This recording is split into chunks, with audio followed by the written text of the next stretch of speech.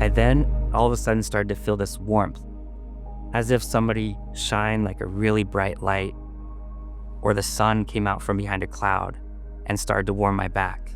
And as it did, that warmth started to come over my whole being. And I turned around to see where this warmth was coming from.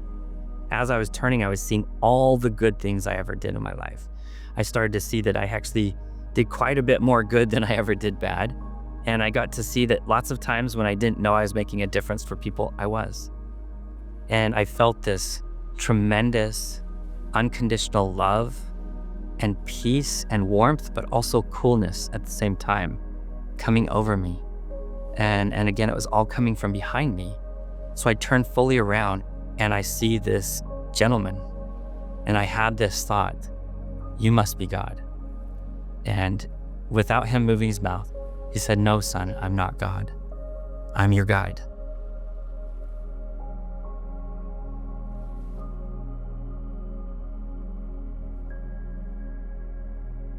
I'm Vinny Tolman.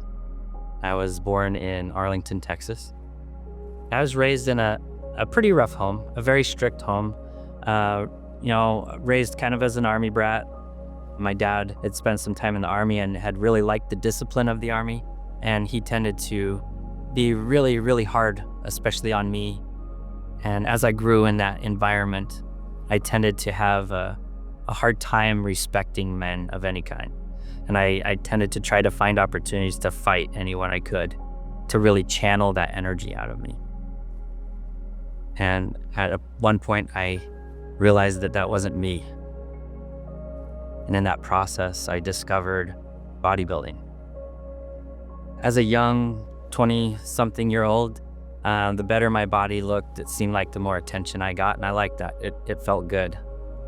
So we would do, early morning workouts, evening workouts every day. Lots of, your traditional creatine and protein powders and pre-workouts. The most popular muscle recovery supplements at the time was a product called Furanone Dihydro. It allowed you to heal about 48 hours of healing in 24 hours. So you could do arms every day, chest every day. So that's what we were using it for. All the stores ran out. And it got to a point where the waiting list was like 6 months to get a bottle of it. And we were impatient. We didn't want to wait 6 months. So we went online to try to find other sources. One of them was a company in Thailand. And so we ordered a bottle from this company in Thailand. And when it arrived, we were, excited. We said, hey, we'll use this on Saturday and do a workout. Took it Saturday morning. Right off the bat, we felt something was different about this. And come to find out later, what we were getting from Thailand was a 100% solution, and what we were using in the United States was a 5% solution. So it was just like taking 20 bottle caps worth of this supplement. Instantly, we both felt a nausea and like almost a dizziness kick in. We didn't think we were in trouble. We just thought, hey, let's go get something to eat. Maybe that'll make us feel better. My buddy, he was starting to pass out as he was driving. I was like shaking him awake. We pulled into the Dairy Queen. I went directly into the restaurant and went straight for the bathroom. The supplement itself has a sedative effect when you have that much of it. And it was like putting my body to sleep. And so I was passing out conscious and my heart was starting to slow down. The last thing I remember was seeing the whole room start to spin on me. And I passed out onto the ground on my back. My body started to vomit to try to eject what was causing all this. And as it did, I breathed it into my lungs, so I suffocated. I went into an instant, cool, dark feeling where it was almost like I got plunged into a pool of water. And this water was just like instantaneous peace. And through this kind of dark water, I started to see this foggy scene start to clarify or come into focus in front of me. And this scene was this bathroom, but I was seeing it from the ceiling looking down. I never thought even for a second that what I was looking at was my own body, because me was up here and it was looking down at this scene. So I had no idea that what I was looking at down on the ground, on the floor, was my own dead body. I watched this customer trying to open the men's bathroom and it was locked. After about 45 minutes of that, he went up to the manager and he's like, "Hey, I need to get in here." And I saw all of this, and I saw the discovery of this body.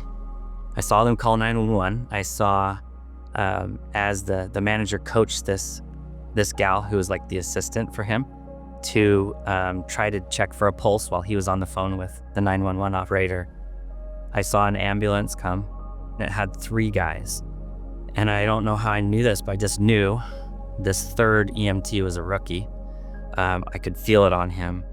I could also hear the thoughts of everyone in the restaurant, including the EMTs, but you could hear them audibly as if someone was like broadcasting that. And that was odd to me. And it felt almost like it was a production, like I was watching a film. And I remember having the thought that this is an interesting choice for the director to be showing me this film or show where I'm hearing everyone's thoughts. They attempted resuscitation. They did some chest compressions, didn't work. And so they did pronounce me DOA, or dead on arrival. They rolled out one of these bright yellow body bags, put the body in it, strapped it down to this gurney and put it in the back of the ambulance.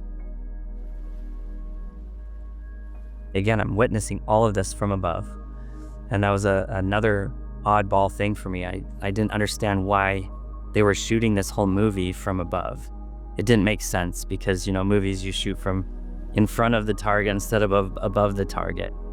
And I was just kind of contemplating that at the same time as I was really enjoying this peacefulness that was just fully surrounding me and embodying me. As they were going down the street in the back of the ambulance, I could actually hear the thoughts of this rookie medic. I could hear him really beating himself up and feeling bad that first week on the job, he's got his first death. And he didn't like that. He felt like, if it was him in charge, that he would have tried harder and longer to try to resuscitate the body. And he felt that they were shortchanging that process by quitting so fast. He felt like they should have stayed longer and tried longer. And he was thinking this, and as he was thinking it, he started to have this weird glow start inside of him, as if there was a light inside of his shirt. And as it started to brighten and get brighter and brighter and brighter, then I actually heard audibly, very loud, a voice, almost like yell, but not yell, but firmly speak very loud, "This one's not dead." And instantly he opened the body bag. He didn't feel any pulse, didn't feel any sign of life whatsoever. And so he undid another strap and was down trying to feel for the large artery in the leg. And as he was doing that, I felt an actual spark, like a shock to me, as if somebody shocked me with like a car battery or shocked me with electricity. And I saw him jump right when I felt that. And it wasn't a pulse. He knew it wasn't a pulse, but it was something. And to him, that was enough. He wanted to try to resuscitate this body, despite all the signs that said, give up, don't do this, including protocol, that they're not supposed to continue to resuscitate after a certain point. So he broke protocol. He went ahead and force-fed oxygen into the lungs. He hooked up a machine called a defib machine to shock the heart. On the first round of shocks, there was nothing. On the second round, he got a single heartbeat out of the heart. And as soon as that first heartbeat happened, the other 2 medics went silent, dead silent. And they instantly snapped into motion. The front passenger, he was radioing ahead to the hospital. I saw them actually bring the body and transferred it to the hospital.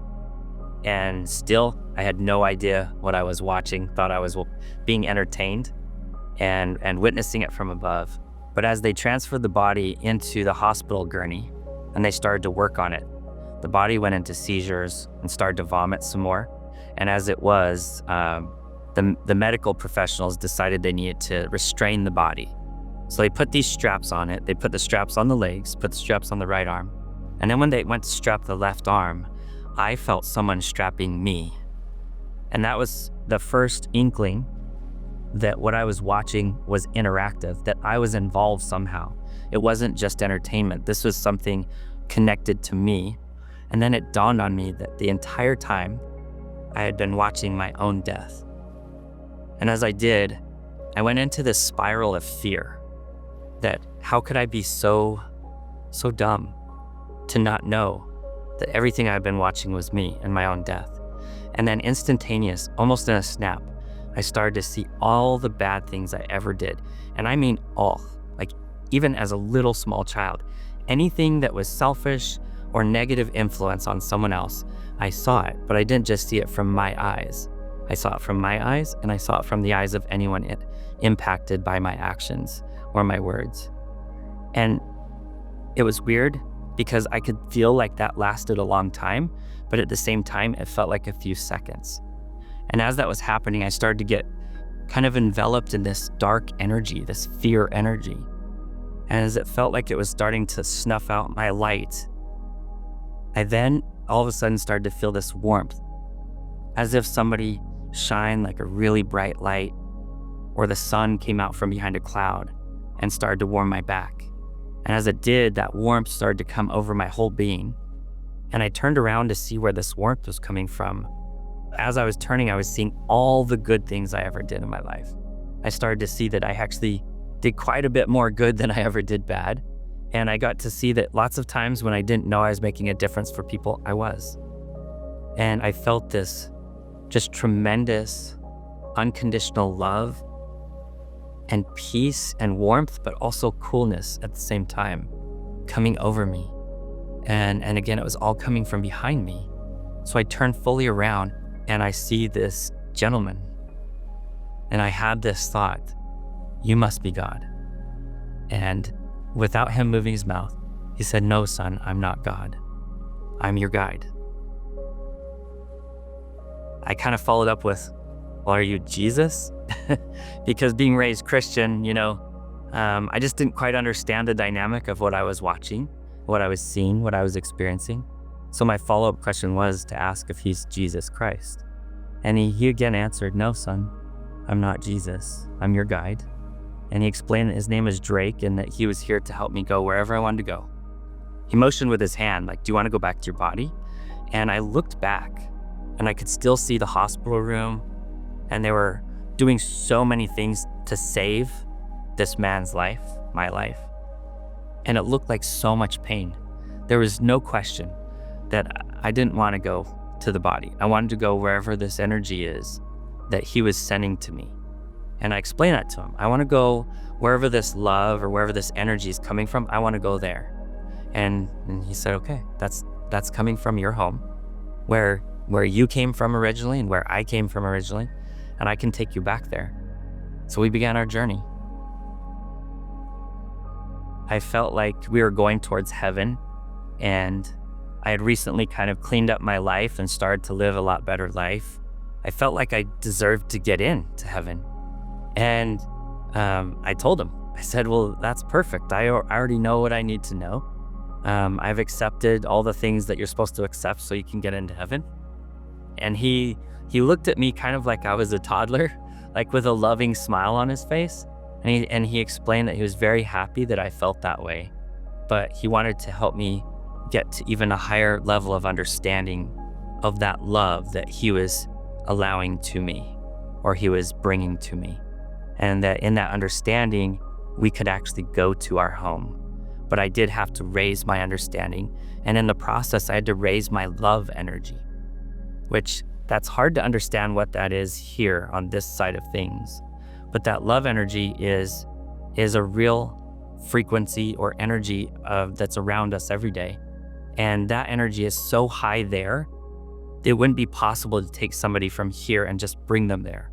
They wouldn't match that energy. It's almost like they wouldn't even see that space at all. And he explained that to me in simple terms, but it's so hard to explain because everything was nonverbal. It was just direct understanding.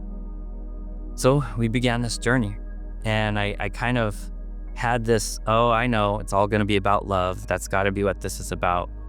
And he said, no, actually, the first and foremost, most important thing I have to start with, and the foundation of my growth as a spiritual being, is to understand authenticity and to be an embodiment of that authenticity. And if I can't have that authentic self or know what my authentic self is, I can't grow. And so he showed me how I didn't think that I was being inauthentic, but he showed me that I had a lot of different masks that I was wearing. I would put on a certain mask to be with my parents, or partying at a nightclub or a party. There was all these different faces that I wore.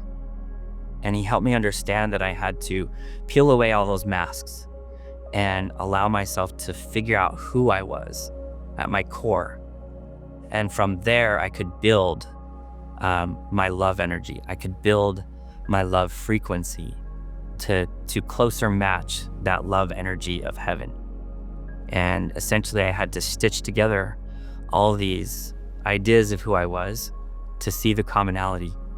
And as I discovered who I really was, then we were able to actually start moving away from life here on earth and start moving to this dimensional space. And so we began that climbing of the dimensions to get to heaven. And that brought me to what I thought was going to be love again. And I said, okay, so now we're going to do love. Now that I've learned authenticity, and Drake loved that. And he said, that's a great idea. And yeah, you're right. You can't love until you are authentic. But first, even before love, we need to understand why you came to earth. And he explained that earth is just a school, that it's always been just a classroom and it's never been a courtroom. And that was different for me because it wasn't that I was necessarily officially taught that life on earth was a courtroom. I had assumed it from my teaching, from my learning in Christianity. I thought that life was a courtroom where you were coming to be judged, classified, and either kept, retained into heaven or cast away to hell. And he explained that no, I had misunderstood the teachings, and that actually Earth School had always been just a school, a place where we come to learn, to grow, and to develop spiritually, to learn how to build with our thoughts and with our love energy, build relationships, and build cohesive energies to each other, which is relationships, and to grow that energy, grow our ability to love, to reflect love, give love, and to feel love ourselves. Then we got to love. That love was a very important principle in all this, and it was is the strongest energy in the universe, and essentially is the building blocks of the universe. It's what moves and motivates and makes the whole system run. And when you can understand that, you can understand that you're the one that's in charge. Drake taught me a lot of different principles as we made this progress. One that really stuck out to me and has since stood out to me quite a bit is as we make positive deposits into the universe, we get positive dividends. But if we make negative deposits, we get negative dividends. And that includes our thoughts, and mostly includes our thoughts, not just our actions. So how important it is for us to control those thoughts and understand that we have the power of creation with our thoughts. And from there, he also helped me understand that, if thought is creation, how important it would be for me to honor that power of thought creation in my own life and really control what I'm allowing in me as far as energy. Specifically, he was talking about like media and entertainment. And he wanted me to understand that if I allow negative media or negative entertainment around me, it's going to get into my energetic body and it will be hard to get rid of it. So it was important to not allow myself around that type of energy. Specifically, he helped me understand that principle. I call it the hour of power, the first 30 minutes when we wake up and the last 30 minutes before we go to bed. What we put in that space essentially becomes our religion, or it becomes what we worship. And if we put in that space news, or we put in that space sports or stocks, if we put any of these things in our hour of power, we end up bowing down our energy to that. And that becomes essentially our God.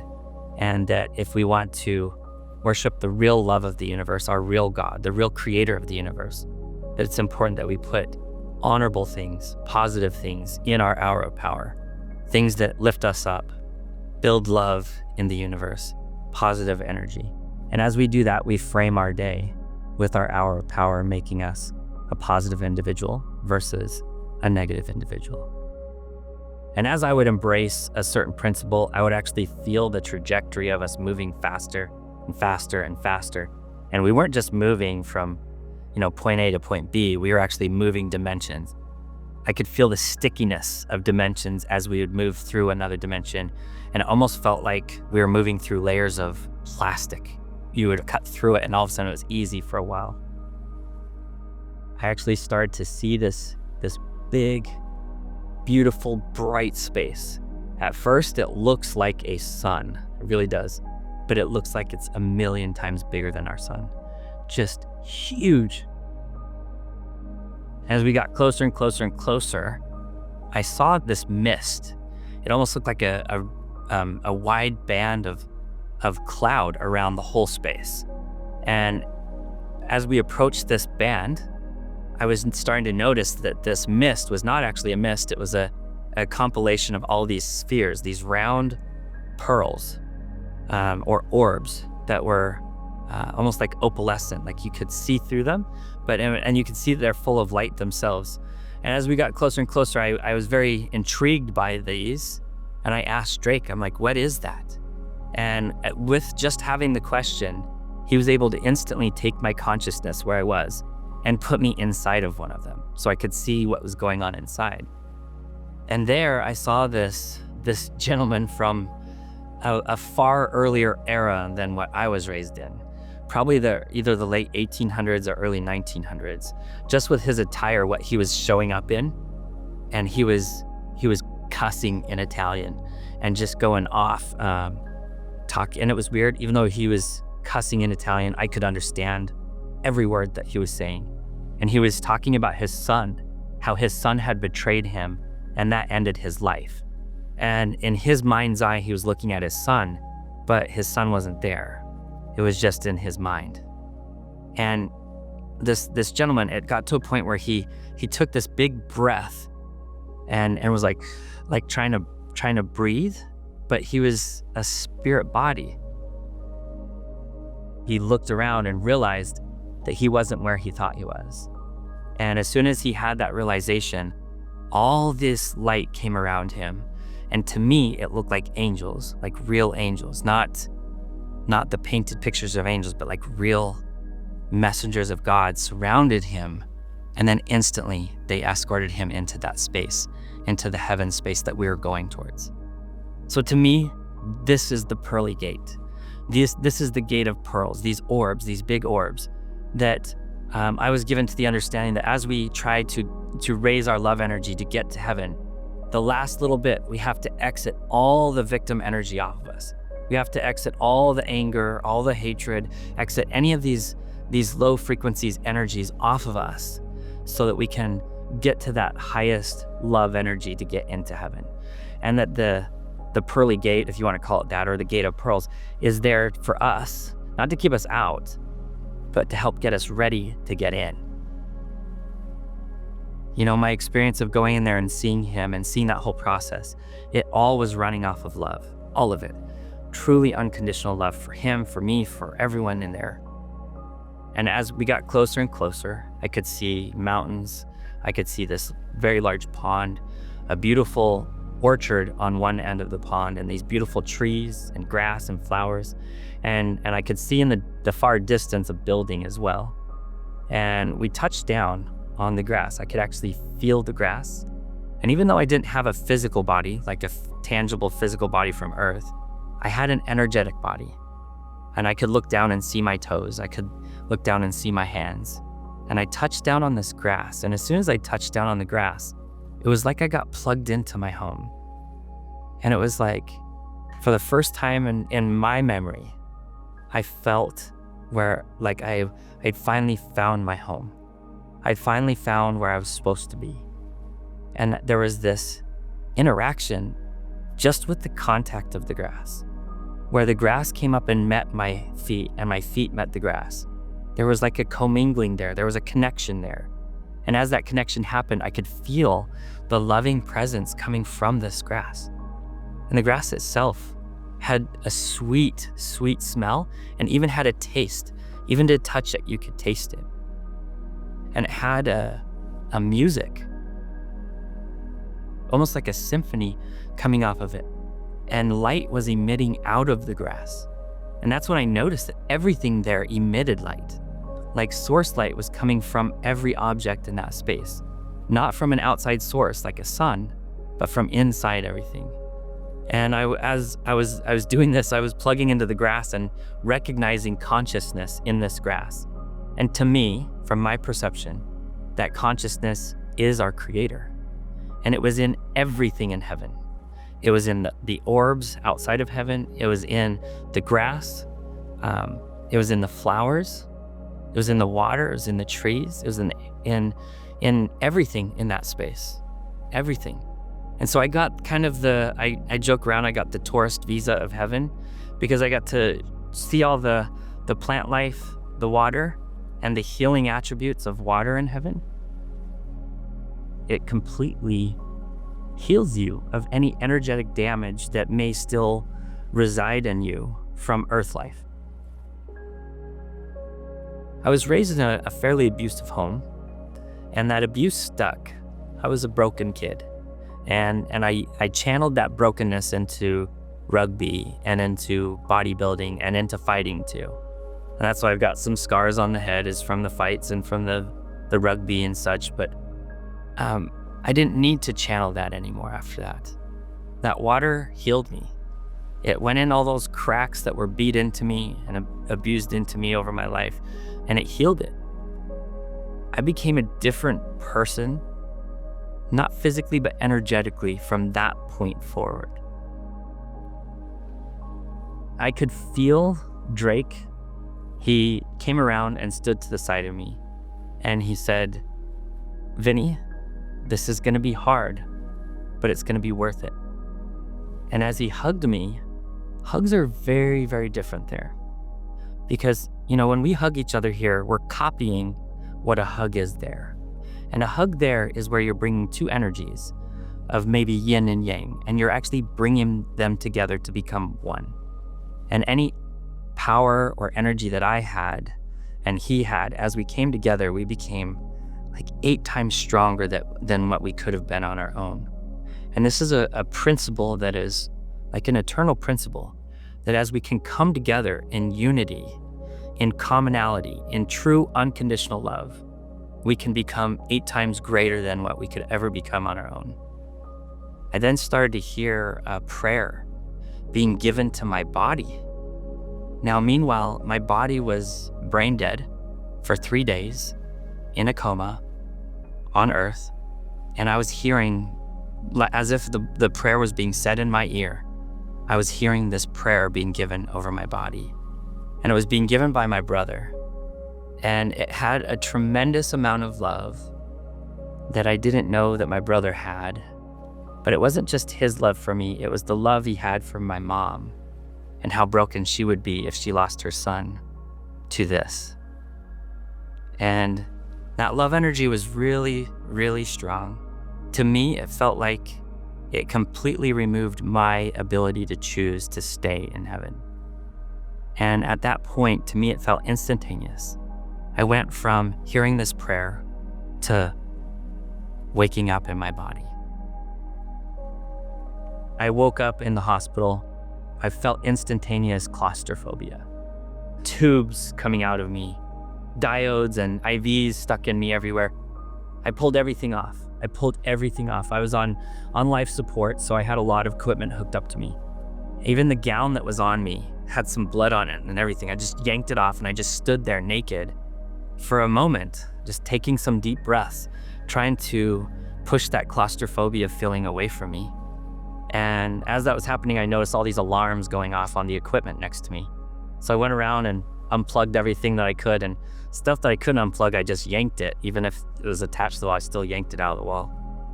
I was done with that. I didn't want any of that. I needed to get away from whatever all that equipment was. And I then recognized that I was naked. And so I went rifling through the cupboards, found a couple of gowns, wrapped them around my midsection. I went straight for the elevator.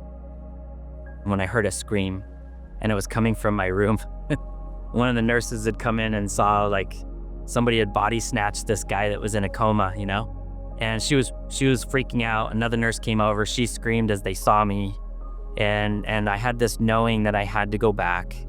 I had to help these nurses so they didn't get in trouble, and do whatever they needed me to do. So I did have to sign about a phone book worth of paperwork to liability release them as I self-checked myself out of the hospital. My dad picked me up at 7:30 in the morning, and I entered the darkest period of my life.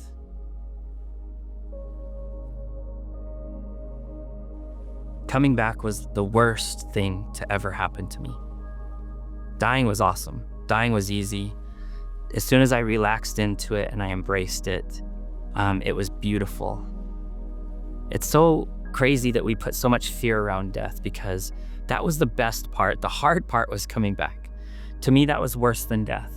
It felt like a second death, to be removed out of heaven, because that's my home.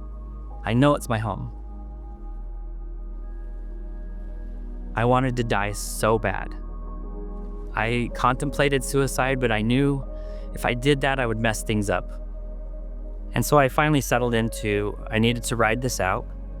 I needed to figure this out myself. Weeks later, I actually went and sought medical professional help.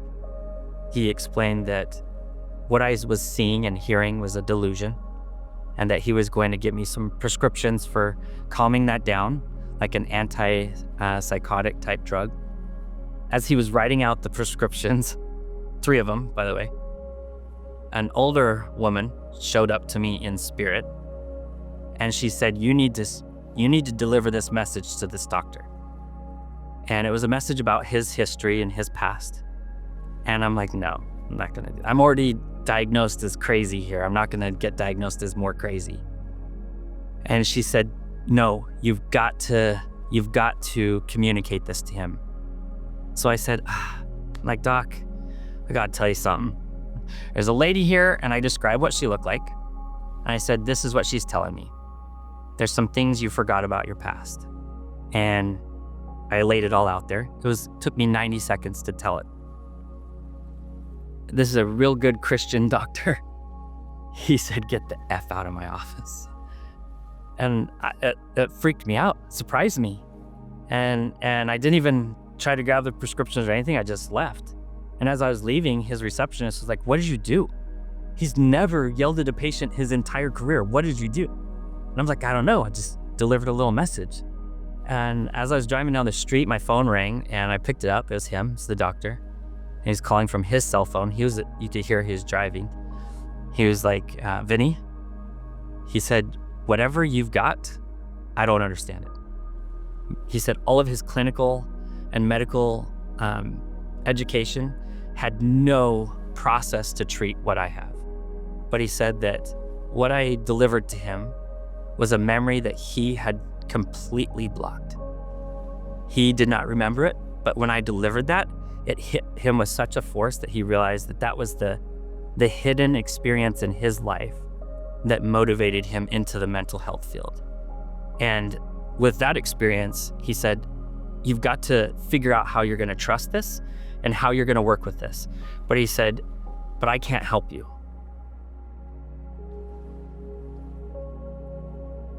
In that process, I kept hearing from my spirit guides that it was going to be worth it. It's going to be hard, but it's going to be worth it. And so I held on. I kept holding on. And I met my earth angel, my heaven angel, which is my wife. The first time I met her, I actually could truly see heaven, like a little slice of heaven coming from her eyes. And it was the first time I witnessed that love of God in a human being on earth. The month before we got married, we were in this little town in Wyoming, watching a historical presentation of this town, Afton, Wyoming. And they're doing a slideshow in front of all of us about the different founders of the town. And up comes this slide. All of a sudden, I feel this like cold stiffness to the air. And Andrea says, that's your guide, that's your guide. I had been telling her so much about my experience, she felt like she really knew what my guide looked like.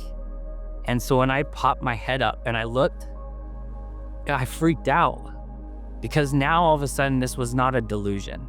This was not my mind making up things because I was oxygen deprived.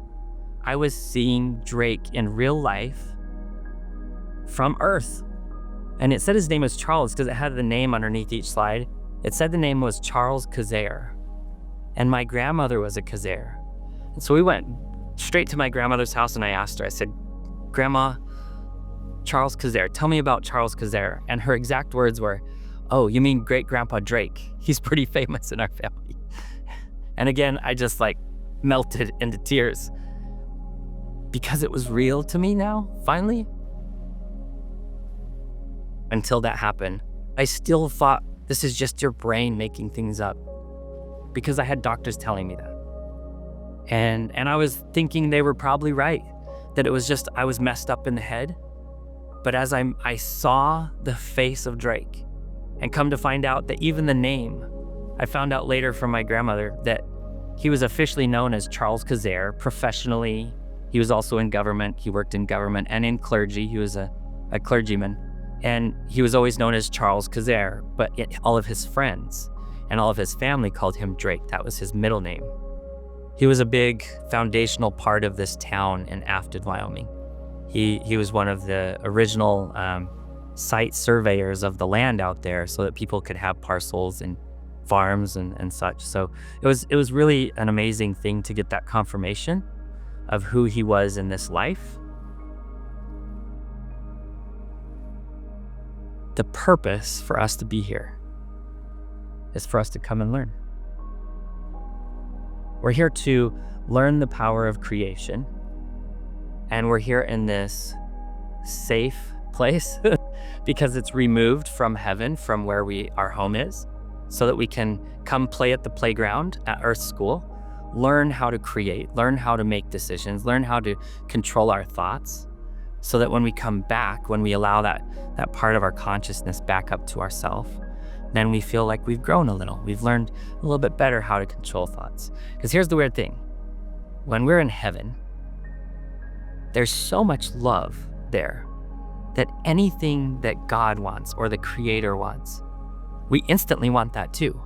We can't have our own independent thought or desire because we're in such synchronization with God. So we learn that we have to step away from God, but not in reality, but lend a piece of ourselves away from God. And that piece itself is what grows as it comes back to us. We go through this veil of forgetfulness because if we could even remember how much God loves us, it would completely change every decision we make.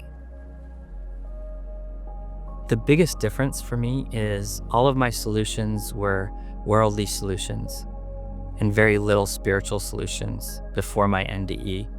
And spirituality and God was almost like a last-ditch effort. If I tried everything else, then I would seek God. Whereas after my experience, God was right there, and my connection to God and to Spirit is my first check-in for everything. And I'd say that's the biggest difference, where God is a part of my daily existence in everything I do. Whereas before, God would be a part of my life once in a while on a Sunday, and that's about it. It's not about your jobs. It's not about your careers. It's about your interactions. It's about how you treat those around you. It's how you're treating the gas station attendants, how you're treating the mailman, and how you're treating your coworkers, how you're treating your family. That's what it's about. It's about the love energy within you. As you love others, you actually raise your energy. But as you feel any type of lack of love, you're drawing energy off of people. So in life, we can be energy producers or energy consumers. And that works with love, that works with all sorts of energy. And unfortunately, in this world where it's such a consumer society, everything's about me, me, me. But our real existence is about giving love. You're taught a principle in heaven. Anything that you're lacking, go give to someone else, and you will now receive exactly what you need. But don't get it by going and getting it for yourself. Get it by giving it to someone else. And that allows you to receive it and keep it much longer.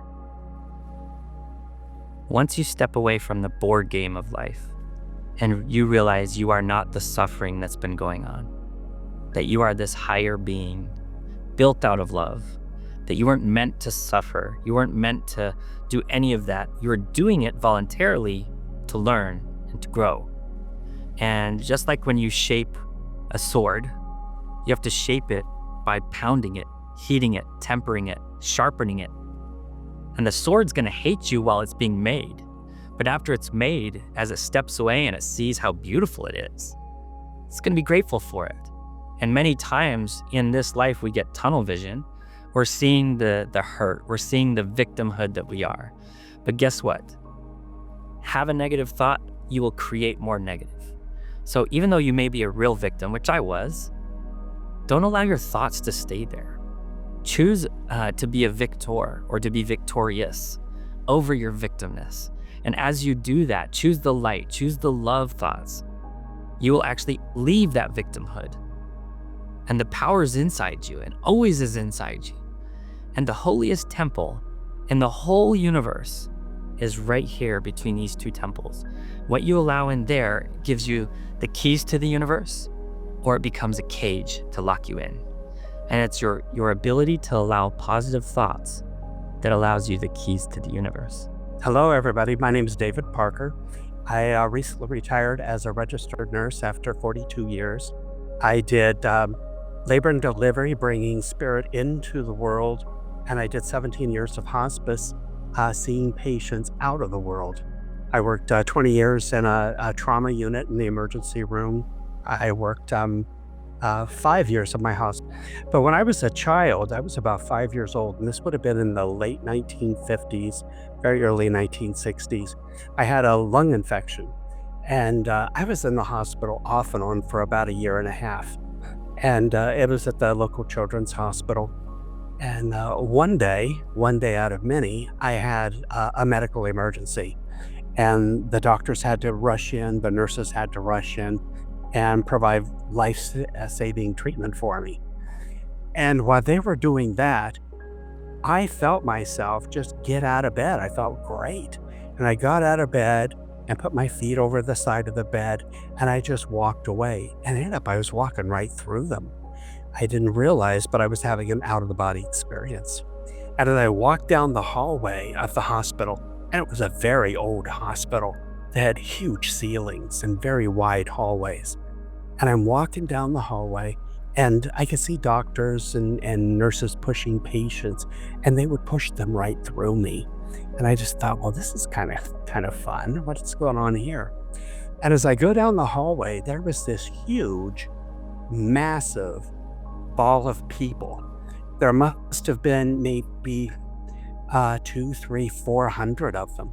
And they looked like pen and ink outlines. They were like black ink outlines all around their body, but the inside was kind of an off-white color. So they looked almost cartoonish.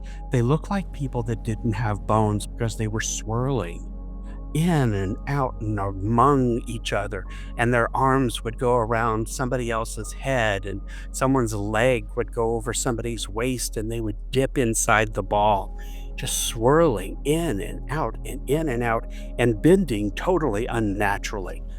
There's no way a human could actually bend like that. And their legs and their faces, and then as the face would stretch, their mouth would stretch bizarrely wide. They looked miserable, but I didn't feel like I wasn't afraid of them. I didn't fear them. I wasn't feeling any agony from them. They just kept swirling and swirling and swirling. And it was a perfect ball. I'm going to say that the hallway was probably 25 feet. It took up every bit of the hallway, from the floor to the ceiling, from wall to wall. Hundreds and hundreds of them swirling in and out, feet, legs, faces, shoulders, arms, constant motion. And again, the doctors and the nurses and the patients walking down the hall were walking right through them. They didn't see it at all. They didn't see the ball of people. They didn't see me.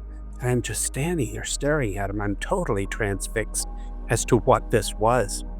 And pretty soon, this little girl comes up to me and she says, you want to play? Let's go play. Yeah, well, yeah, I'm a kid. Let's go do that.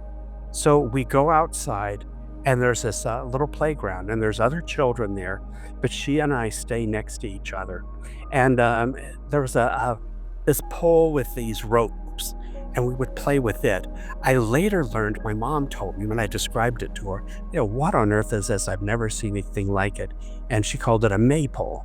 And you just kind of grab it and run around in a circle.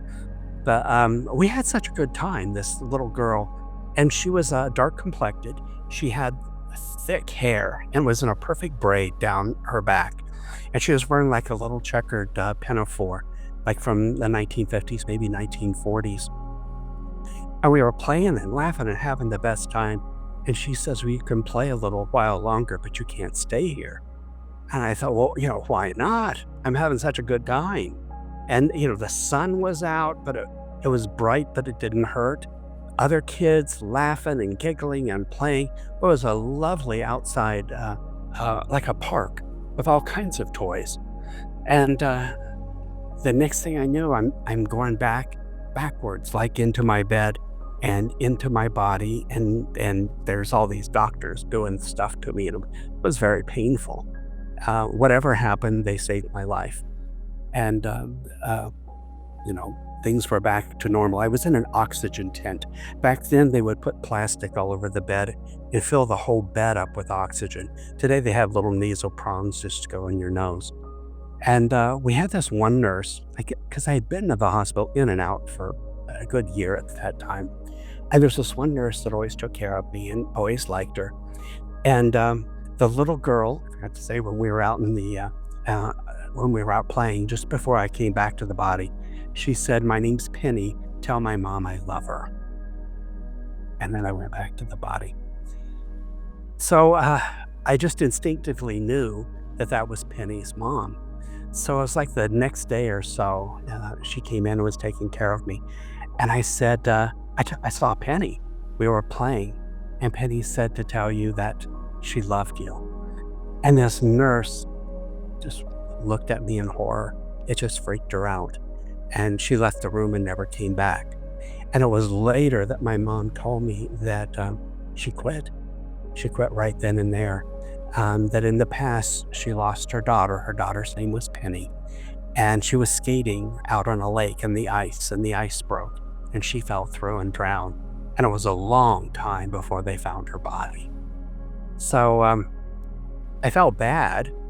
But then I felt good that I got to give her that final message that she never got to share with her mom, and tell her that she loved her. I hope she came to terms with it later. I never did see her, but I think of that. It's so clear in my mind. I think of that every day.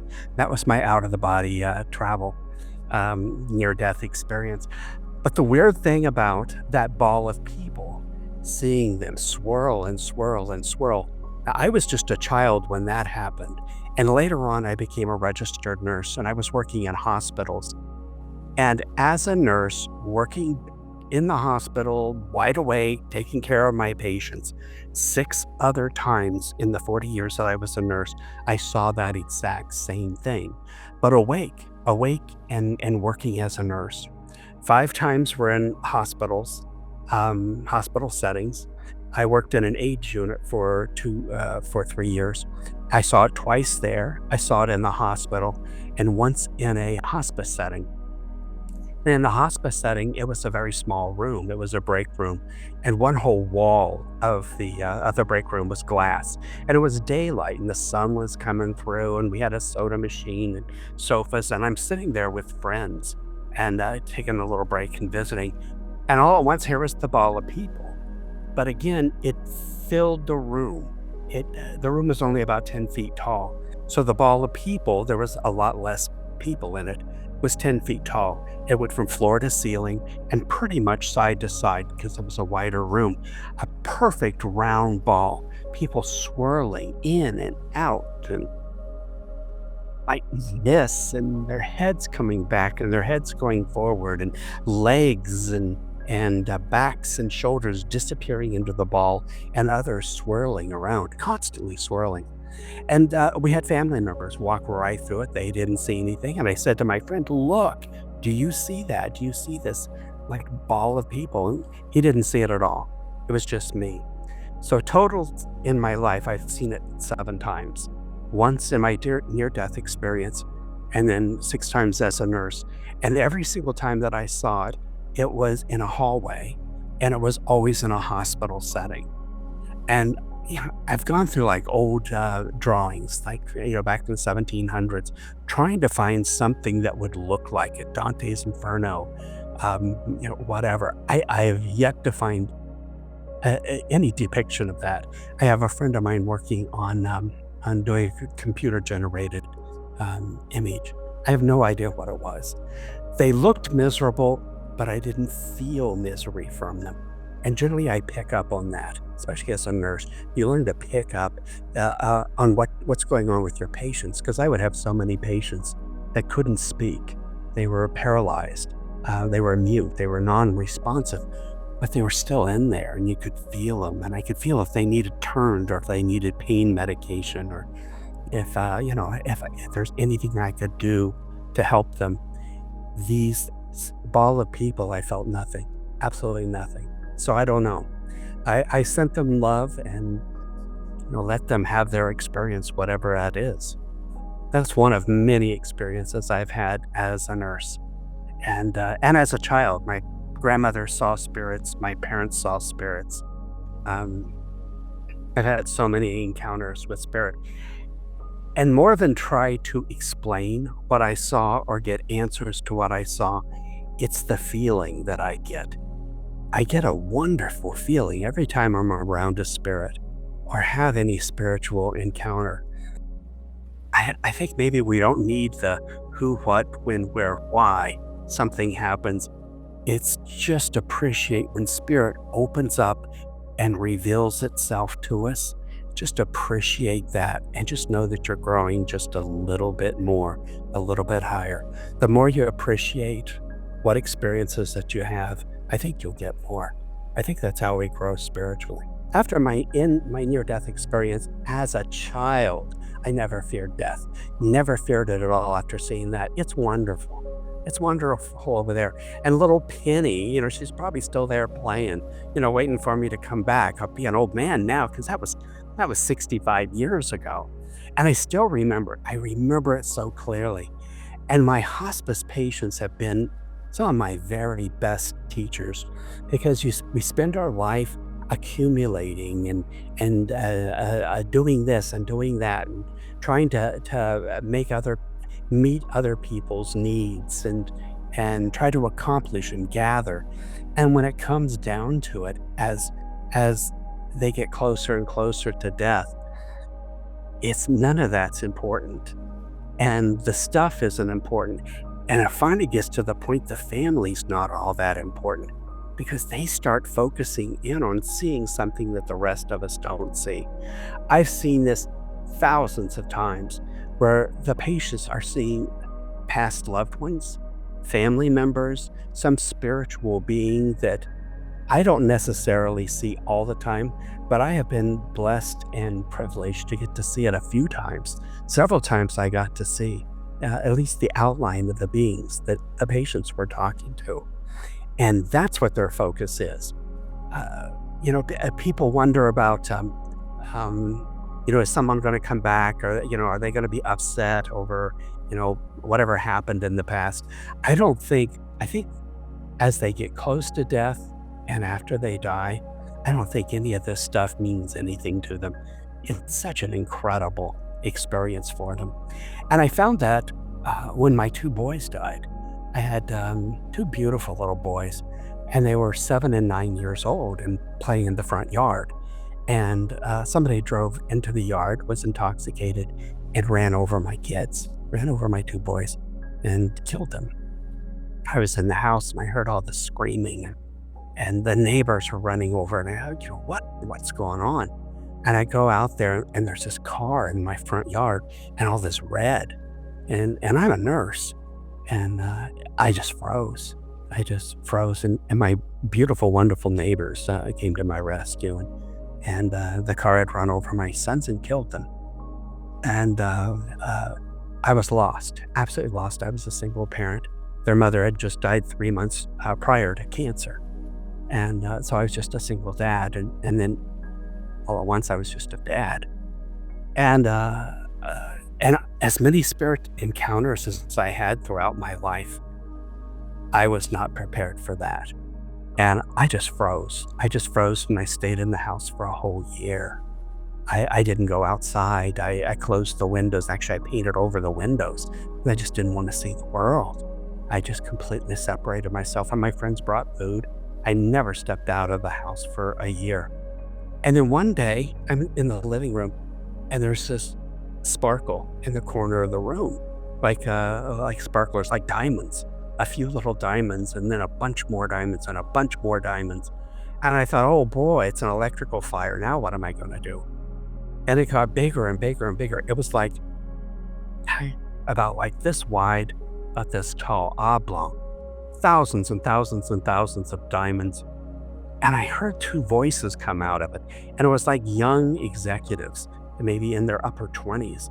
And they were yelling at me. They were saying, you got to stop.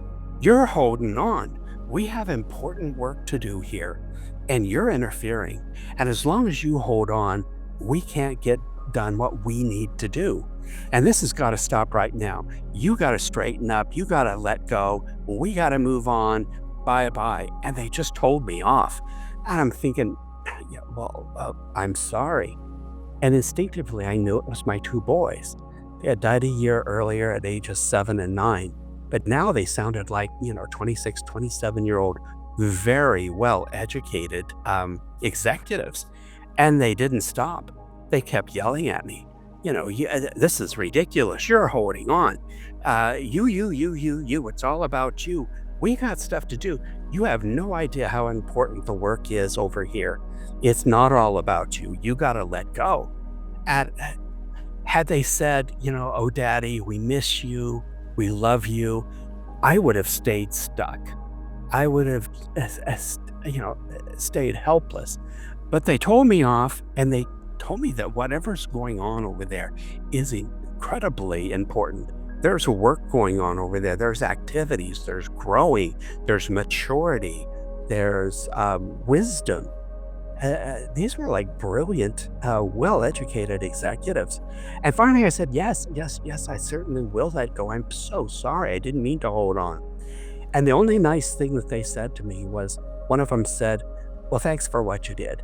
And that was it. And then they went back and told me off. And pretty soon they stopped talking. And all the diamonds started shrinking, getting smaller and smaller and smaller. And pretty soon it disappeared. And I was back into a dark little room again. Well, that's all it took. I got on the phone and I called my old job where I had worked, and I hadn't worked in a year. And they said, well, yeah, come on in and fill out an application. I had to have someone jumpstart my car because I hadn't started it in a year. It wouldn't start. And I went to where I used to work, filled out an application, and they hired me. And I started the very next day. So the communication I had with my boys freed me, and it freed them.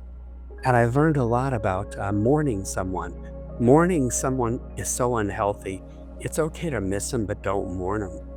And I didn't realize at the time, for that whole year, I was like a living headstone to the death of my boys.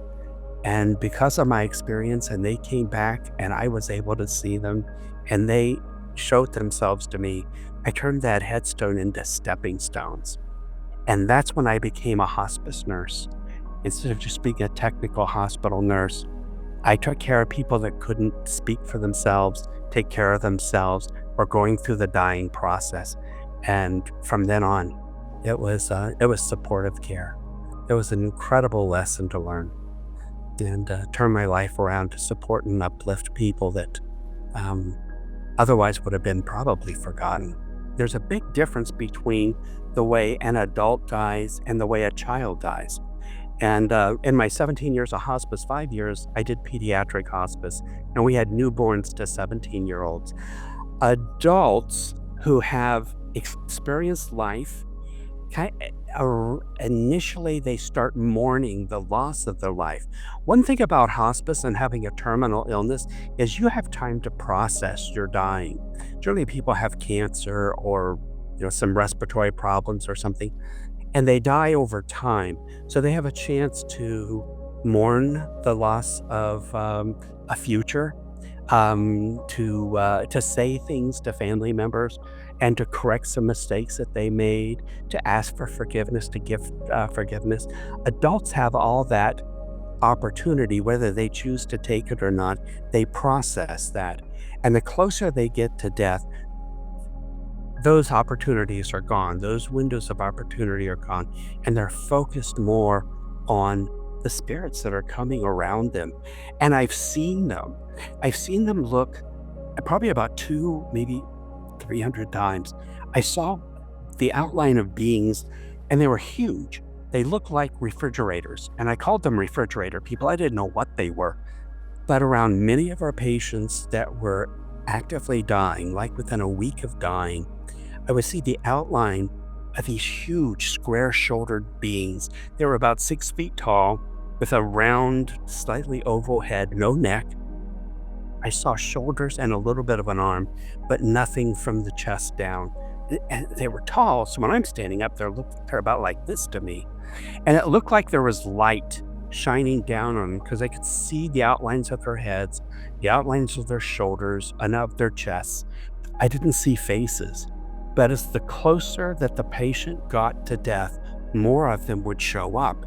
And sometimes in a room, there'd be like 40 of them. And it would completely surround, they'd be against the wall and surrounding the patient. And as the patient was getting closer to death, they would start moving closer and closer and closer to the bed. And they were invisible, but I could see the outlines very, very clearly. And it was uncomfortable because sometimes when I'd have to go take care of the patient, and I would have to walk through them. And, I'm saying, excuse me, but I have to get to the patient. They never responded to me. And, I would do what I had to do and change the patient and clean them up and give them some medication and then walk through. They completely ignored me. And then they'd get closer and closer, and there'd be dozens of them. And then we'd go in the room, and they had already died, and all of these beings were gone. Just completely gone. And there was like a light in the room when they were there, and when they were gone, it was total darkness. And this happened on some patients, just I don't know why. And I saw that again and again and again. And then it'd be a week or two later, or somewhere else, someone else would have them show up. No idea what that was. Patients would interact with many beings that we wouldn't see, and cats. Many of them would see cats, and we would see like the outline of a cat, just like someone was shining a light down, and you see their back and their tail and the way they move like a cat. We saw cats, or they saw cats all the time. That was weird. Even in the hospital, they would see cats. There's something about a cat spirit or something, the form of a cat that comforted them. Children haven't had that much of a life to know that they're missing out. Adults miss out. A lot of our adults were, between 20 and 80 years old, and they had wonderful experiences and attachments to wonderful things that they've had throughout their life. Children didn't have that.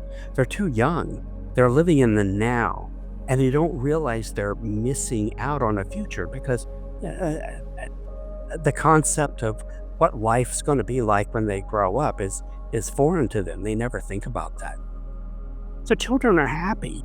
Other than the pain and nasty tasting medicine, children are happy through the whole thing, and they're interested in, and there's this group that makes wigs for children that had chemo and they lost all their hair. So they plop these horrible wigs on these kids. Well, the kids hate them. The kids don't want to wear a wig. The parents want them to look like a normal kid, so they'll plop these wigs on them. But someone was making silly hats, and the kids love silly hats. So all through the process, the dying process, they're mourning nothing. They're having fun. They're having fun up to the very end. One thing that the kids saw in unison, and I worked at a 10-bed pediatric hospice inpatient unit, and we had 7 private rooms, and we had one room with 3 beds in it. And there was a wall between each bed, so the kids couldn't see each other. But it was a perfect room for us as a nurse because one nurse could take care of the 3 sickest kids at once. We could sit there, and I'm at one end of the room, and I could see that kid, this kid, this kid, and take care of them as I needed, change their tubes, their dressings, suction them, give them medication, whatever, and not have to run from room to room. And it was interesting that the kids, it was really neat because of the 3 kids in that room couldn't hear each other, but the ones that were conscious and the ones that were speaking would see the same thing at the same time. And it was almost exclusively, they looked like little spirits. They would describe them to me. I never saw these. They were 4 feet tall, very, very thin heads, very thin bodies, great big eyes, long hands, long fingers. And they would look exactly like if somebody talked about an alien gray and a UFO, you've probably heard of gray aliens. It would be like that, except their heads were skinny. I don't know if they were aliens. I don't know what they were. I just figured they were skinny spirits that kids saw. Hundreds of children over the 5 years that I worked there described the same thing over and over and over again. And the kids that we had in the private rooms, so there's no way they could hear what the other children were saying, would see them also. And almost every one of the children absolutely adored him, laughed. Whatever they were doing is like silly little things. They, oh, look what they're doing now. But when I'm in that room where there's the 3 children, they would see them, these beings, do the same thing at the same time. And these spirits, these children spirits, whatever they were, would speak to the kids. And sometimes the kids would repeat what the beings were saying. And the kids would be saying the same thing back to them. And it would sound like to, ba, ti, a, ba, ka, ba, like that. That's not a quote, but that's what it would sound like. And this happened again and again and again. Some of the children were absolutely terrified of him.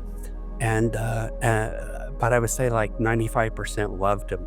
But the kids that were scared of him, I don't know if it's because the beings were something to be scared of, because a lot of the kids were scared of me, because I was the nurse with the nasty tasting medicine.